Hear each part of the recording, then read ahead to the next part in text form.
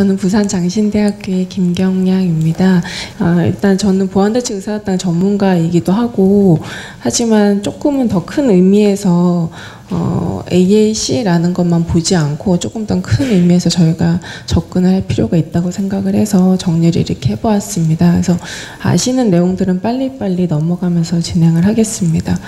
일단 저희가 보완대책 의사소통이다라고 하는 걸 얘기를 하면 제가 늘 어디서나 말씀드리는 게 의사소통이라고 하는 부분입니다. 저희가 사전적 용어로는 저렇게 되어 있습니다. 최소 2인의 이상. 그래서 청자와 하자가 개인의 생각과 감정을 나누는 것, 이게 이제 딱 가장 메인이 되는 그 정의적인 의미라고 생각을 합니다. 근데 저희가 이렇게 생각을 해도 일반적으로 의사소통이다라고 생각을 하면 청자와 하자라고 하는 2인 이상이 있어야 된다는 생각을 기본적으로 잘 못하고 뭔가 제가 그냥 전달을 하는, 그래서 보완대책 의사소통이다라고 얘기를 하게 되면 늘 그 전달하는 수단과 방법에 조금 더 포커스를 두고 있지 않나라고 생각을 하고요. 사실 사람들은 아침에 일어나서 잠자리에 들 때까지 여러 가지 방식으로 의사소통을 이미 모두 다 수행을 하고 있는 상황이고, 그러한 의사소통 중에는 저희가 구어만 사용하는 것보다는 사실 훨씬 더 많은 수단들을 사용을 하고 있습니다.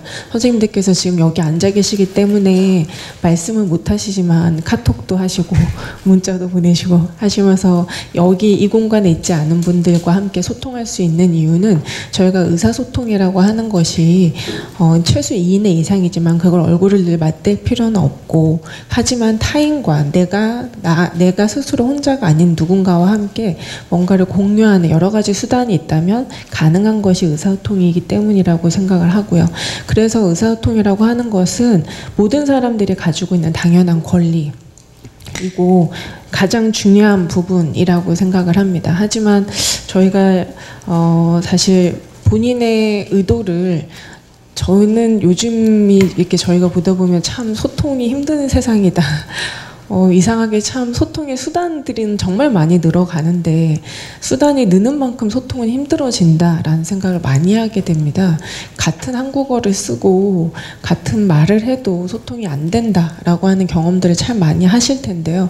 사실 그 이유는 저희가 이런 수단과 소통의 방법들이 있어도 결국은 그 사람이 나한테 지금 무슨 메시지를 전달하고 있지? 라고 하는 거에 대한 관심, 청자와 하자가 서로 간의 관심과 저 사람의 메시지가 무엇인지를 드리려고 하는 상대방의 입장, 내가 전달자이면서 동시에 상대방이라는 생각이 부재한 상황이 되면 될수록 사실 소통은 훨씬 더 어려워진다고 생각을 하고요.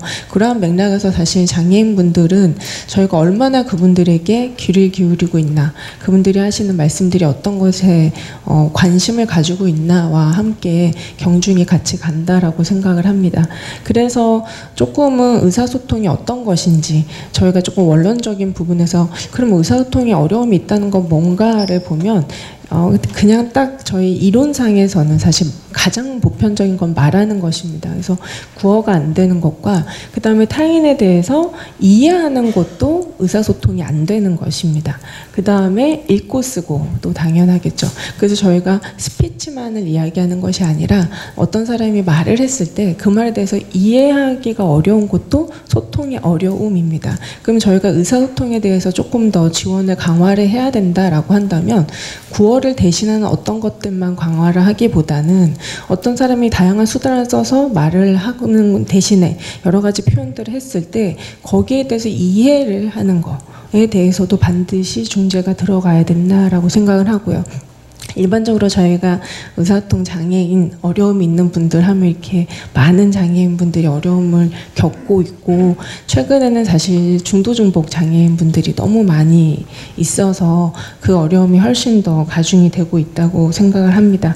그래서 의사소통이라고 하는 것에 대한 이런 어려움들이 있으신 분들이 한번 이렇게 논문들도 그렇고요. 기본적으로 어려움이 있으신 분들께 여쭤보면 제일 힘들어하는 게 이 부분들이라고 생각하거든요. 모를 거라고 생각하는 거. 당연히 이 사람은 자신의 의견이 없을 거라고 생각하는 거. 아이처럼 대하는 부분들이 참 많이 힘든다고 하십니다. 제가 예전에 봤던 친구가 구어를 전혀 못하는 장애 친구가 있었는데 너무 선생님을 보면 너무 빵실빵실 이쁘게 잘 웃었거든요. 그래서 볼 때마다 선생님을 너무 좋아하나 봐 이렇게 생각을 했는데 이 친구한테 AAC가 딱 가는 순간 첫 마디가 선생님 너무 뚱뚱해요 였습니다. 그래서 선생님이 이뻐서 좋아서가 아니라 네, 놀리는 거였던 거죠 나름은. 그래서 그 아이가 자기가 소통을 했을 때 그 아이가 가지고 있는 생각을 탁 캐치를 했을 때 그 아이의 모습과 그 전에 그냥 마냥 웃고만 있던 아이의 모습은 사실 저희가 옆에서 딱 인식하는 수준 차이가 났었거든요. 그래서 의사소통에 어려움이 있다는 것은 사실 저희가 어찌 보면 의사소통에 어려움 있는 사람을 단정지어서 어린아이처럼 소통이 안 되는 것처럼 취급하고 있는 큰 장벽을 만드는 부분이 아닌가라고 생각을 하고요. 그래서 이거를 의사소통 권리라고 저희가 한번 생각을 하게 되면 이런 권리가 언제 필요한 것인가, 이런 접근성들이 언제 필요한 것인가. 아까 말씀드린 것처럼 혼자서 이야기할 때보다는 사실은 타인과 뭔가를 나누어야 할 때이고, 권리와 접근성이라는 이름을 붙인다면 조금은 더 공식적인 상황들에서 관공서나 교육기관, 여기 보조기기 센터로 왔을 때 지역사회, 직장, 저희가 개인정보를 확인하는 것부터 정말 무수한 정보를 얻고 전화하고 메신저 모든 상황들이 이런 의사소통 권리, 접근성과 같이 활용이 된다라고 생각을 합니다. 제가 최근에 어떤 예능 프로그램을 봤다가 연예인분들이 결혼을 하셔가지고 혼인신고하러 관공서를 가서 혼인신고하는 장면을 봤는데 요즘은 혼인신고가 많이 까다로워진 듯 했습니다. 제가 예전에 했을 때보다는. 그래서 막 그 좌충우돌하는 모습을 보면서 저걸 저렇게 어렵나? 뭐 본적도 써야 되고 뭐 여러 가지를 하는데 이분들도 모르셔가지고 막 당황해하는 모습을 봤었습니다. 근데 그걸 보면서 갑자기 딱 생각이 든 게 혼인신고를 하러 간다라고 저희가 구어가 어려운 장애인분들이 계신다면 딱 가는 순간 혼인신고 서류 찾고 글자를 알아야 되겠죠. 적어도 말은 해야 됩니다. 서류 작성하는 것도 글을 읽어야 합니다. 쓰기도 해야 되고요. 창구를 찾는 것도 글을 알아야 합니다. 서류 자출해서 재는 것도 구어를 하거나 글을 읽어야 되는, 사실 저희가 알고 있는 모든 현재 지금 한국의 관공서뿐만 아니라 아주 단적으로 영화관도 똑같거든요. 제가 어제 사실 부산에 다녀왔습니다. 앞에 계신 김태현 실장님이랑 지금 이틀 상간 저희가 지금 계속 만나고 있는데 의사소통에 대한 주제가 전국적으로 움직이고 있어서 부산에서도 어제 큰 토론회가 하나 있어서 갔다 왔는데, 부산에 가서 부산역에서 부산시청까지 가는 그 노선을 찾는데도 그 부산역이라는 이름을 제가 못 읽는다면 절대 지하철을 탈 수가 없다는 걸 새삼 깨달았습니다. 한국은 어디든지 모든 정보가 다 구어 아니면 글자입니다. 사실 저희가 여기서 조금 더 나가서 그림 상징이나 또는 정말 만약에 그림 상징이 어렵다면 의사소통 지원 인력이라도 있다면 구어나 글자가 어려운 사람들도 충분히 그런 접근성들을 얻지 않을까. 그래서 저희가 의사소통 권리, 접근성이라는 것을 이야기를 한다면 이 부분은 사실 가정이나 일반적인 개인적인 삶에서보다는 관공서, 저희가 일반적으로 알고 있는 저희가 지금 혜택을 누리고 있는 모든 시스템상에서 먼저 빨리 진행이 돼야 되는 부분이 아닌가 싶습니다. 그래서 국내에 관련돼서 의사소통과 관련된, 사실 보조기기보다는 의사소통에 제가 조금 더 포커스를 해서 찾아봤었고요. 가장 기본적으로는 수어법 이런 법들도 있고, 여기에 따라서 청각장애 지원 정책들은 꾸준히, 아직 부족하지만 그래도 꾸준히 되고 있어서 온라인에서 영상으로 질문을 하고 답을 할 수 있는 시스템들을 지금 현재 구축 중에 있는 상태고요. 가장 많이 알고 계시는 것은 아마 발달장애인법일 거고요. 발달장애인법의 의사소통 지원으로 교육부와 행정자치부가 이렇게 해야 된다라고 하고, 교육부에서는 아예 도구를 만들어야 하며 라고 있습니다. 네, 그래서 이런 부분이 지금 현재 실행을 준비하고 있는 단계에 있는 걸로 알고 있고요. 하지만 실질적으로 그럼 발달장애인 지원센터에서 어떻게 하고 있나를 찾아봤더니, 그러면 이거를 개인별로 모든 지원센터들이 만드나 아니 그런 건 아니고요. 일단 의사소통 사업으로 현재 지금 진행을 많이 하고 있는 중으로 나타나고 있었습니다. 그 외에도 장애인 차별금지법이나 저희가 알고 있는 보조기기법, 편의증진법, 또 사실 여기 안 넣었지만 장애인 특수교육법, 장특법이라고 하는 것도 있고요. 복지법도 있고요. 한국에서도 정말 많은 법들이 있었는데 그중에 그래도 가장 최근에 저희가 좀 관심 깊게 지켜봐야 되는 부분이 서울시 의사소통 권리증진 조례가 아닌가 싶습니다. 이 부분은 김태현 실장님께서 훨씬 더 자세히 설명을 해주실 거라서 최근에 2017년도에 이렇게 만들어졌구나. 근데 이게 이제 조례로 현재 국내에서 처음으로 만들어졌다라고 생각하시면 될 것 같고요. 그럼 이거와 관련돼서 정책들은 무엇이 있는가를 보면 일단 의사소통이라고 해서 저희가 정책적으로 서비스를 좀 현재 받을 수 있는 거를 좀 찾아보면 가장 대표적인 게 발달재활 서비스입니다. 여기 학부모님들 계시면 아시겠지만 바우처 사업이고 그 안에 언어재활 서비스가 있습니다. 그래서 이런 서비스가 가장 장애인 학령기 아이들에게는 가장 많은 혜택 서비스로 들어가고 동일한 서비스, 비슷한 서비스인데 이거는 언어발달 지원이라고 하는 서비스가 있습니다. 이건 장애인 개인한테 가는 것이 아니라 비장애 아이들한테 가는데 부모님이 의사소통이 어려운 장애인이신 경우, 그래서 이 친구가 의사소통이 좀 지원이 어려운 경우에는 그 장애 자녀들이 서비스를 받을 수 있게끔 해놓은 서비스도 지금 현재 구축되어 있는 상황이고요. 가장 최근에 2018년도에는 보건복지부에서 지역사회 투자사업 서비스라고 해서 저로 긴 이름으로 보완대체 의사소통 기기활용 중재 서비스라는 것이 만들어졌습니다. 그래서 이거는 지금 현재 전국구에서 실행이 될 수 있게끔 만들어져 있는 상황인데 안타깝게도 현재 2018년도에는 성남시에서만 진행을 하고 있는 상황이고요. 내년에는 지자체가 좀 더 많이 관심을 보이고 있는 상황이라서 기대한 바로는 부산과 대전에서는 시행이 되지 않을까 하고 생각 중에 있습니다. 그래서 지금 지자체분들 계속 만나고 있는 중이고요. 그래서 어떻게 됐건 국내에서도 언어 또는 의사소통이라는 서비스로 아이들과 가족들에게 지원이 들어가고 있고 보완대체 의사소통 이 정책 서비스도 현재 만들어져 있는 상황입니다. 그 외에도 교육부 쪽에서 치료지원 서비스라고 해서 교육부에 있는 친구들, 학교에서 있는 친구들이 학교 끝나고 난 다음에 치료지원 서비스를 받을 수 있게끔 되어 있는 것이 현재 국내 서비스들인데 사실 성인분들은 공식적으로 받으실 수 있는 서비스가 거의 전무한 상황입니다. 사실 발달장애인 지원센터에서 의사소통 지원 사업으로 진행하지 않는다면은 조금 현재는 지자체 내에서 자체적으로 하거나 아니면 장애인 단체에서 하시거나 하는 서비스 외에는 성인분들이 받으실 수 있는 언어 재활 서비스나 보완대체 의사소통 서비스는 부족한 상황이기 때문에 이러한 정책들은 저희가 조금 관심을 가져야 되는 부분 아닌가 싶습니다. 그래서 제가 다시 정부 사이트를 다시 한번 들어가서 없는 거 알지만 다시 한번 찾아보면서 이렇게 검색을 했는데 하면서 새삼 느꼈는 게 얘네도 다 글자구나 라는 생각을 했습니다. 그리고 어쩜 이렇게 불친절한지 하나같이 한 번에 검색이 되지 않습니다. 장애하면 기사가 뜨고요. 기사도 최근 기사도 안 뜹니다. 2006년, 2005년, 옛날 거 다 막 찾아 들어가야 되는. 그래서 보건복지부도 그리고 그나마 조금 접근성이 괜찮구나라고 느꼈던 게 서울시에 있던 부분이었고요. 그 외에는 교육청도 동일합니다. 교육청은 솔직히 말씀드리면 더 어렵습니다. 훨씬 더 자료를 찾는 것들이 어려워서 우리가 이렇게 자료 찾는 게 어려우면 국외는 어떨까라는 생각이 들어서 국외 정책을 조금 말씀을 드리고자 합니다. 워낙에 나라별로 법들이 많이 있기 때문에 그런 모든 법들을 제가 다 여기서 말씀드릴 수는 없을 것 같고 가장 대표적인 게 유엔 장애인 권리협약이라고 생각하고요. 워낙에 조가 많고 권리협약 내에도 여러 가지가 부분이 들어가 있지만 일단 21조가 가장 대표적인 부분이라고 생각을 해서 이렇게 지금 하이라이트해서 보여드립니다. 이 부분에서 공식적으로 장애인의 공식적인 교류에 있어서 선택에 따른 소화, 점자, 여기에 확장적이고 대체적인 의사소통이라고 하는 이 부분이 AAC를 의미를 하고 있습니다.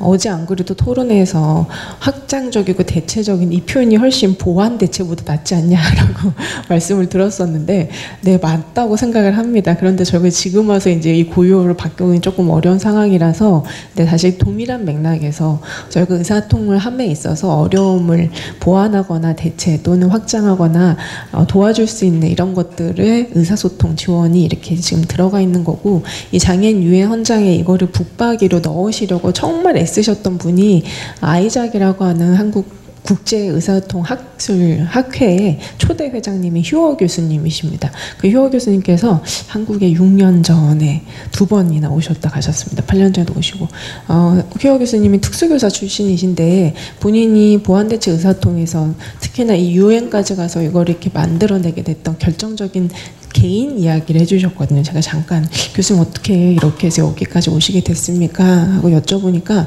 본인이 특수학교, 그러니까 특수학급, 미국은 특수학교는 아니고요. 뇌병변 장애 친구가 있었는데 AAC를 딱 좋았을 때 그 친구가 제일 처음 했던 말이 좀 많이 놀라실 것 같긴 한데 성폭행을 당했다였다고 합니다. 그래서 선생님께서 너무 놀라서 얘가 잘못 알았을 거야. 얘가 이걸 알 수가 없었을 거야. 그래서 몇 달을 확인했는데 맞았어요. 그래서 누가? 라고 물었더니 아빠였습니다. 그래서 2년 동안 캘리포니아에서 법정 싸움에 들어가셨고 그 싸움을 통해서 이분이 인권가로 사실은 그래서 보완대책 의사소통을 통해서 본인의 인권을 하실 수 있는 것들로 바뀌어가셨다. 제가 그 말씀을 들으면서 와 근데 참 옛날 일이긴 하거든요. 근데 그러한 열정들이 사실 유엔 권리, 장애인 권리 현장에 이 문구가 들어가서 본인의 의도를 표현할 수 있게끔 하는 것들이 만들어진 가장 근거가 됐던 베이스였었습니다. 그래서 한국에서도 그러한 맥락에서 이게 단순히 그냥 권리 협장이구나 이런 게 있구나가 아니라 이 밑에 베이스에 그런 것들이 들어가게 된 이유를 보면 결국은 의사소통에 있어서 어려움이 있었을 때 겪게 될 수 있는 어떻게 보면 정말 최악의 시나리오들이 나타날 수 있다는 것을 미연에 방지하기 위한 협약의 문구가 아닌가라고 생각을 합니다. 그래서 제가 국외 2개 나라를 조금 보여드릴 텐데요. 제일 먼저 보여드릴 거는 캐나다입니다. 캐나다가 이렇게 큰 연방 정부이기 때문에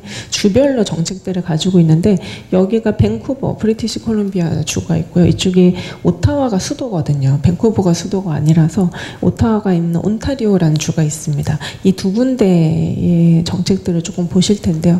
일단 오타와가 온타리오주가 메인 수도가 있는 도시이기 때문에 예산과 지원과 펀딩이 캐나다 내에서도 가장 많습니다. 가장 많기 때문에 사실 보조기기나 여러 가지 지금 현재 진행되고 있는 AAC 사업들이 거의 무상에 가까운 수준으로 들어가고 있습니다. 그럼 그렇다고 캐나다 전주가 그러냐? 아닙니다. 브리티시 콜ум비아는 50대 50이었는데 지금 좀 바뀌고 있는 상황이거든요. 그래서 그 주의 그 재정 상태와 여러 가지에 따라서 왔다 갔다 하는 상황인데 온타리오 같은 경우는 석유와 천연가스 매장량이 어마어마한 주라서 재정 자체가 굉장히 좋습니다. 그래서 그로 인해서 여러 가지 복지 서비스들이 잘 구축이 되어 있는데 이 온타리오 주에서 가장 지금 했던 부분들 중에 하나가 저희가 주의 깊게 봐야 되는 게 2010년에 유엔 장애인 권리 협약이 나온 후에 이분들이 바로 즉각적으로 4월부터는 이분들에 대해서 동등한 서비스를 받을 수 있게끔 유엔 장애인 권리 현장에 입각해서 이런 서비스를 만들 수 있게끔 여기 보시는 것처럼 접근성 법을 통과를 시키셨습니다. 그래서 이 접근성 법은 단순히 저희가 의사소통만을 얘기하는 게 아니라 모든 부분에서 여기에는 고용까지도 포함을 하고 있고요. 전생에 걸쳐서 모든 부분에서 접근성을 확보할 수 있도록 했고 이것이 온타리오부터 해서 브리티시 콜ум비아까지 전 캐나다 주로 지금 확대되어 있는 상황입니다. 그래서 온타리오주가 2005년에 발표해서 2025년까지 타임라인을 가지고 있는데 이때 가지고 있는 타임라인 중에 온타리오주가 지금 본인들이 생각하시기에는 7명 중에 1명이 장애인일 거다. 이만큼 증가가 될 거다라고 생각을 하고 있어서 그래서 최초로 접근성법을 통과시켰기 때문에 이에 따라서 반드시 구축해야 되는 것들이 이러한 것들이 있다라고 해서 현재 법령으로 해서 지금 오픈을 하고 있는 상태입니다.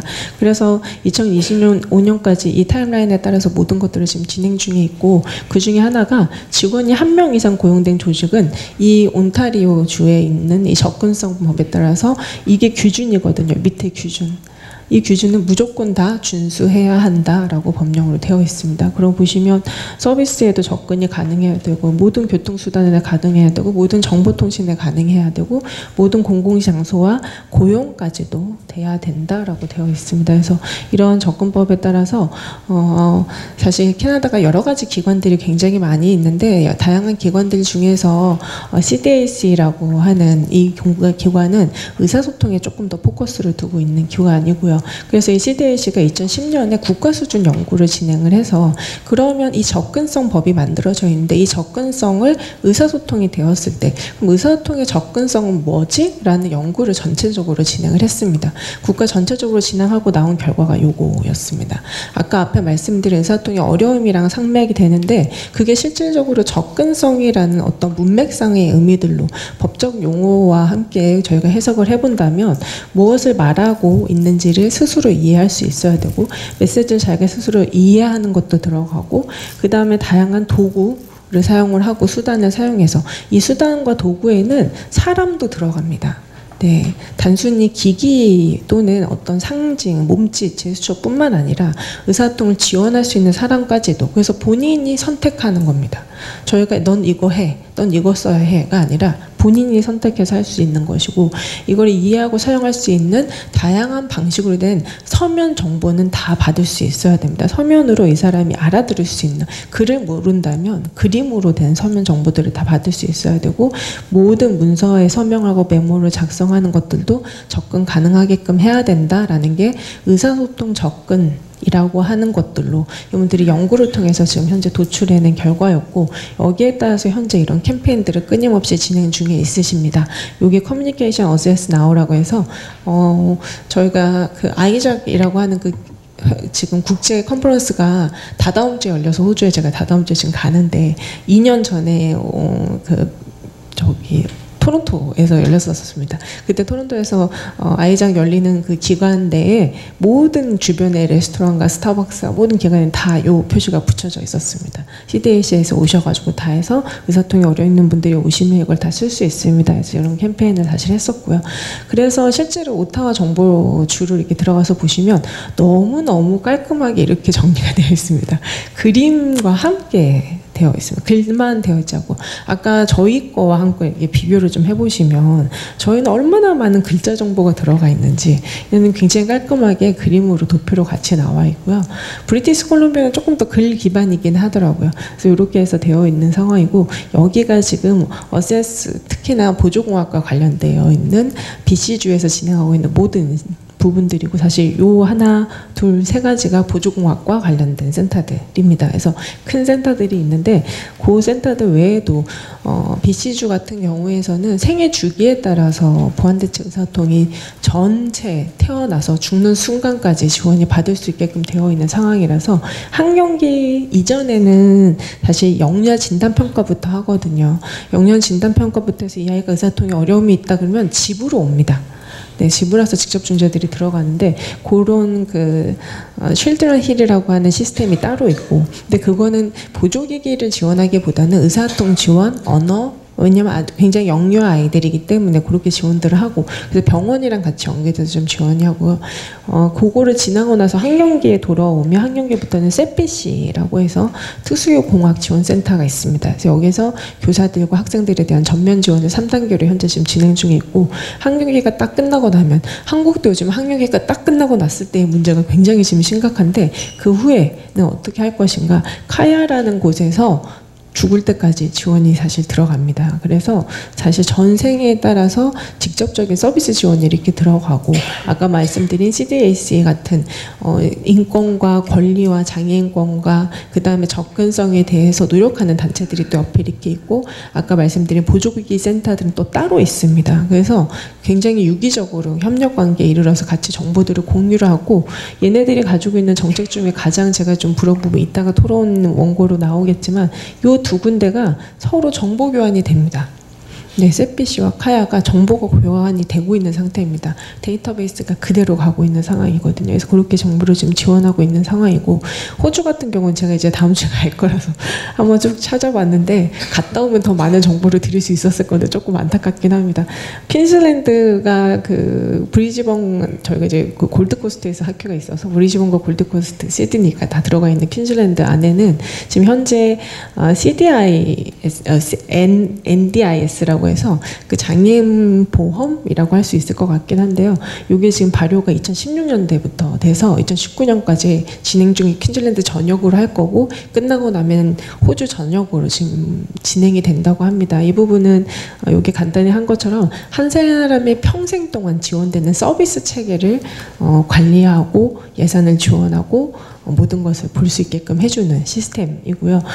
NDIS 같은 경우에는 결국은 결정권, 여기 이제 참가자, 제가 그냥 그대로 직역을 한 건데, 참가자라고 하는 이 서비스가 필요한 분들이 본인이 누가 자기한테 서비스를 하고 어떻게 전달을 받을 거고 어떻게 관리를 받을 건지 모든 결정권을 갖게 됩니다. 근데 사실 한국에서는 이렇게 되어 있나? 아까 말씀드린 발달장애인 서비스들, 여러 가지 장애 서비스들은 현재 소득 기준입니다. 네, 아시지만 그래서 이 부분에서의 차이가, 엄청난 차이가 보이지 않는가라고 생각을 하고요. 요게 지금 호주 주정부에 들어가시면 똑같이 이렇게 접근성이 굉장히 좋게 나타나 있습니다. 이게 퀸즐랜드 주정부고요. 쉽게 찾아볼 수 있게끔 AT 센터 정보들도 굉장히 많이 있고 해서 한번 관심 있으시면 들어가서 확인해 보시면 어떨까 싶고요. 그래서 이거 저희가 이런 것들을 베이스로 해서 그럼 국내에서 이런 의사소통 정책과 지원이 앞으로 어떻게 돼야 되는가, 제가 조금은 원론적이지만 한번 몇 가지를 말씀을 드리고자 합니다. 제일 먼저 꼭 확인을 해봐야 되는 것이, 저희가 정말 의사소통에 어려움이 있다는 게 무엇인가에 대한 정의입니다. 의사소통이 무엇인가에 대한 정의와 함께 의사소통에 어려움이 있다는 것은 무엇인가에 대한 정의, 저희가 이거를 특정 장애로 국한을 짓는다면 굉장히 많이 어려워지지 않을까 싶습니다. 뇌병변만 또는 청각장애만 또는 지적장애만, 사실 의사소통이 어려우면 저희가 생애를 살면서 누구나 경험할 수 있다고 생각을 하고요. 아까 앞서 발표를 들으면서 노인층이 정말 많아지고 저희가 지금 초고령자 상황으로 가고 있는 상황에서는 분명히 노인기에서는 의사소통의 어려움이 반드시 존재를 한다라고 생각을 하고 있는 상황입니다. 그래서 조금 저희가 이런 부분에 있어서 의사소통의 어려움이 무엇인지 원론적이지만 한 번쯤은 저희가 다시 되짚어야 되지 않나. 그래서 저희가 현재는 보완대책 의사소통이 필요한 또는 의사소통 지원이 필요한 사람들을 이렇게 CCN이라고 부릅니다. 영어로는 이렇게 나오는데 한국어로 그냥 뿌득뿌득 저희가 이제 해석을 해보자면 복합적인 의사소통 요구가 있는 사람들이라고 얘기를 하거든요. 그래서 이걸 어떤 특정 장애인이 의사소통에 어려움이 있다라고 얘기하는 게 아니라 복합적인 의사소통에 어려움이 있는 다양한 사람들이 있는데로 이야기를 훨씬 더 많이 하고 있습니다. 그래서 저희도 이거를 특정 장애군으로 사실 이렇게 지정하기보다는 조금의 의사소통의 접근성을 강화할 수 있게끔 의사소통 자체에 대해서 좀 고민을 해보고, 거기에 따라서 의사소통 권리라고 하는 것이 저희 전생에 모든 사람들이 찾아야 되고, 그리고 어느 일정 기간에서는 저희가 어려움을 경험할 수 있다라는 게 인정이 된다면 저희들 또한 의사소통 접근권이 반드시 있어야 된다고 생각을 합니다. 그래서 아까 말씀드린 것처럼 좀 손쉽게 정보에 좀 접근할 수 있었으면 좋겠다. 제가 초록창도 다시 한번 보고 네, 뭐 빨간 창도 다시 한번 보고 이렇게 여러 가지 창들을 봐도 참 한국은 글자를 모르면 정말 찾아가기 힘들, 모든 시스템들이 그렇게 되어 있더라고요. 그래서 조금은 저희가 글자 외에도 사진이나 그림이나 관공서, 만약에 저희가 그냥 개인사 쪽으로 쓰는 인터넷 그런 기반들이 어렵다면 최소한 관공서 기관들이라도 조금은 더 장애인분들이나 의사소통에 어려움이 있는 사람들이 접근하기 쉽게끔 저희가 좀 이런 부분들이 변경되면 좋지 않을까. 제가 여기 보여드린 게 이게 AAC 센터이긴 한데요. 여기가 보완대책 의사소통 AAC나라고 딱 하면 옆에 여기 이렇게 팝업으로 뜹니다. 요 상징이요. 안 보이다가 이렇게 갖다 놓으면 그래서 사람이 말할 때 이렇게 손이나 도구를 써서 소통하는 겁니다. 이렇게 해서 같이 뜨거든요. 그래서 이러한 것들도 한번 저희가 고민을 해봐야 되는 부분 아닌가라고 생각을 하고요. 그래서 여기에 따라서 법과 자원이 반드시 확보가 돼야 되는데 이런 법 부분들은 현재 지금 공식적으로 저희가 볼 수 있는 법은 사실 서울시에서 만드셨던 조례이기 때문에 이러한 법들이 조금 더 구체적으로 어느 밑에 하법으로 들어가더라도 반드시 좀 의사소통 권리 접근성에 대한 부분들이 공론화가 되어야 되지 않을까 싶고요. 이걸 위해서는 다양한 사람들이 의사소통이 얼마나 어려움을 겪고 있는지 사례를 사실 저희가 좀 공유를 하고 이야기를 해서 이런 부분들에 대한 연구 지원이 필요하다고 생각을 하고 있고 반드시 보완대책 의사소통이 좀 확대가 되고 현장에서 의사소통에 대한 부분들 저희가 이야기 되려면 재정적인 지원이 꼭 가야 한다고 생각합니다. 캐나다도 전 생에 걸쳐서 지원되는 장애인을 위한 연금 제도가 있습니다. 그래서 이러한 사실 재정 지원이 없는 상태에서는 저희가 보조기기나 공학이나 여러 가지 부분이 실질적으로 삶에서 들어와서 기반 서비스가 되게 어렵기 때문에 이 부분에 대해서 저희가 좀 합의를 해서 좀 진행이 되어야 되지 않을까 싶은 상황이고요. 만약에 그게 어렵다면은 공론화된 공적 서비스 플러스 개인도 일정 부분은 또 부담을 해야 되지 않나라고 개인도 저도 생각은 합니다. 장애인 서비스 입구를 무료, 무상 일 필요는 없다고 생각합니다. 저희가 정말 양질의 좋은 서비스를 받기 위해서는 그만큼의 비용을 또 낼 수도 있어야 되기 때문에 이렇게 양질의 서비스를 저희가 훨씬 더 만들고 이런 접근성을 강화를 하고 이런 재정에 대한 노력을 하면서 장애인 단체나 저희 스스로도 좋은 품질의 제품을 만나고 서비스를 만났을 때는 돈을 낼 수도 있다라는 것도 저희가 인식 개선이 좀 필요하지 않을까 싶고요.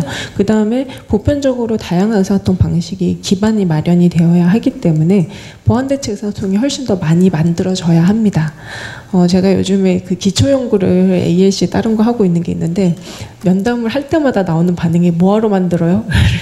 막 얘기를 되게 많이 만나는데 그 뭐하러 만들어요? 라고 말씀하실 때마다 좀 안타까운 게 한국에서 현재 지금 만들어져 있는 ALC가 굉장히 비슷비슷한 어떻게 보면 거의 비슷한 수준의 그 디바이스들이 많이 만들어져 있어서 이거보다 훨씬 더 많은 것들이 있고 더 많은 것들을 경험하지 못했기 때문에 이게 다라고 생각하시는 상황이구나 라는 걸 느꼈습니다. 그래서 사실 훨씬 더 양적으로 많아져야 합니다. 왜냐하면 저희가 가지고 있는 의사소통 방식이 너무 다양하거든요. 너무너무 다양해서 하나를 가지고 모든 걸 픽스할 수는 없습니다. 그래서 개인의 사용자의 맞춤에 따라서 선택할 수 있게끔 다양한 ANC가 개발이 돼야 된다고 생각을 하고요. 거기 플러스 기기 개발뿐만 아니라 몸짓이나 제스처, 상징 같은 것들이 보편적으로 좀 적용이 됐으면 좋겠습니다. 그래서 학교에서부터 제가 이제 학교 가면 선생님들께 늘 말씀드리거든요. 저 글자 옆에다가 상징 하나 붙여주세요. 저기 옆에 해주세요. 계속 말씀드리는데 한국이 너무 한글을 사랑합니다. 저희 한글이 되게 배우기 쉬운 글자이기도 맞고 한글을 너무 사랑하긴 하는데 한글과 함께 제스처나 그림이나 글자나 다양한 상징들이 그냥 저희가 어디를 다니더라도 다 보편적으로 좀 볼 수 있게 지하철 옆에서 지하철 사진 하나 있었으면 딱 좋겠다라는 생각을 어제 사실 했었거든요. 그리고 더불어서 공익 광고나 드라마에서도 좀 나와서 이런 의사소통이 보편성이 갖출 수 있구나라는 게 좀 나타났으면 좋겠습니다. 드라마의 회장님들 잘 쓰러지시잖아요. 네, 한국은 백혈병, 혈육을 찾기 위하여 뭐 갑자기 사업이 도산하여 꼭 한 분씩 쓰러지십니다. 쓰러지셨을 때 다시 깨어나실 때 이 사람이 아들이에요? 이런 거 물어볼 때 내 아들이야. 이렇게 그 ALC로 한번 얘기하면 저희가 조금 효과가 있지 않을까? 혹시나 아시는 작가분들이 있으면 말씀해 주셔서 좀 그런 부분들이 생겼으면 좋겠다는 게 바람이고요. 그 다음에 아까 말씀드린 것처럼 데이터베이스 구축이 좀 이루어져서 학령기와 성인기 간의 정보 공유, 학교와 복지부 간의 정보 공유.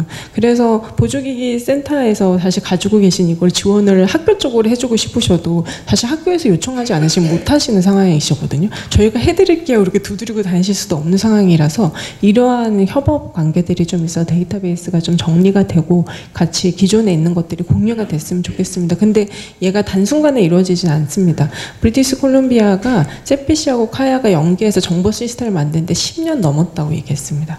그래서 그들도 그만큼 걸렸는데 저희는 더 걸릴 수도 있거든요. 근데 공적으로라도 저희가 공식적으로 시간을 들이고도 이런 작업들이 반드시 들어가야 된다고 생각을 하고요. 그 다음에 이런 매뉴얼과 정보를 얻을 수 있는 손쉬운 사이트가 좀 구축이 됐으면 좋겠다. 그래서 내가 의사소통이 좀 어려움이 있어. 어디 검색해서 들어가야지? 할 때 여기저기 헤매지 않고 그쪽에 딱 들어가면 그 정보들을 받을 수 있고 이런 매뉴얼들을 받을 수 있고 혹시라도 내가 어디 멀리 못 간다 한다면 온라인 서비스를 통해서라도 그걸 좀 받을 수 있게끔 하는 이런 서비스 사이트들이 구축이 되고 이런 역할들을 하는 중체 사이트가 있었으면 좋겠고요. 당연히 전문가들이 배치가 되고 양성이 되어야 합니다. 현재 지금 저희가 열심히 양성 중에 있긴 합니다. 한데 그래도 아직 부족한 상황이기 때문에 좀 더 많은 전문가들이 양성이 되어야 되고 그리고 아까 말씀드린 것처럼 대화 상대방 중에 특히나 의사소통 조력자라는 분들도 좀 많이 있었으면 활동보조인이랑은 조금 다르다고 생각을 하거든요. 그래서 공적인 기관들에는 이분들이 배치가 되셔서 의사소통이 어려운 분이 딱 오셨을 때 이해실 딱 키셔가지고 같이 딱 이렇게 이야기하실 수 있는 그런 분들이 배치가 될 수 있다면 훨씬 더 좋지 않을까라고 생각을 하고요. 그 다음에 성인과 노인을 위한 분명 의사소통에 대한 정책 부분들이 들어가야 되고 성인 노인분들이 아까 말씀드린 것처럼 초고령자가 돼서 다양한 보조기기가 필요한 상황인데 거기에 보완대책 의사소통도 함께 포함돼서 정책적으로 함께 서비스를 받으실 수 있었으면 좋겠습니다. 그래서 결론적으로는 전생에 걸쳐서 저희가 이런 서비스들을 받을 수 있어야 돼서 태어나는 순간부터 죽을 때까지 저희가 전체적으로 이게 학교를 끝나고 나면 끝이고 성인 어느 지역사를 갔다가 이 센터에서 서비스가 끝나면 끝이 아니라 개인의 필요에 따라서 서비스를 받을 수 있는 전생애적인 서비스가 구축이 되어야 된다고 생각을 하고요. 이를 위해서 지금 당장 저희가 해야 되는 게 뭔가를 제가 고민을 했더니 일단은 의사소통에 대해서 저희가 한번 공론화를 좀 하고 한국에서 의사소통의 접근성이 얼마나 어려운지를 저희 스스로도 좀 체감할 수 있게끔 한 번쯤은 연구들이 진행이 돼야 되지 않을까라는 생각을 하고요. 거기에 대해서 정보를 서로 소통할 수 있는 채널도 만들고 데이터베이스도 공유할 수 있는 것들도 만들고 그리고 이 모든 것들이 되기 위해서는 반드시 인식 개선과 재정 부분이 확보가 되어야 된다고 생각을 합니다.